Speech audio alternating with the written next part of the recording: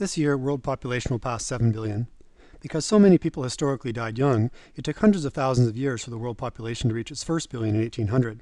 And then it took more than a century to reach 2 billion in 1930.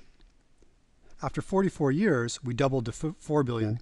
It took just 25 years to add 2 more billion and reach 6 billion in 1999. Because of continuing improvements in health and well-being, world population is expected to increase by 2.3 billion, one-third of the current total by 2050. So even though women today are having fewer children than their parents' generation did, about half as many on average, the world population continues to grow, but at a slower rate.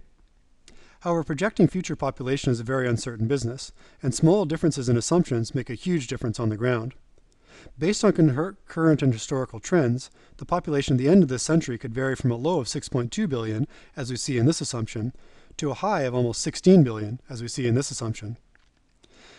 This difference is more than the number of people alive today, and it represents just one additional child per woman over the next century. This difference is even more pronounced at the regional and country level. If you look at a country in Africa, for example, say Niger, we see at a high projection we're growing very quickly and reaching a population of almost 200 million people by the year 2100. However, at a low population, low fertility rate variant, we're still growing, but up to still just over 100 million people.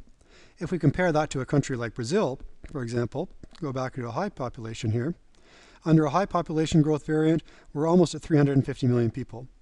Under a low variant, the population of Brazil is declining. By the year 2100 is almost at the same level that it was back in the 60s.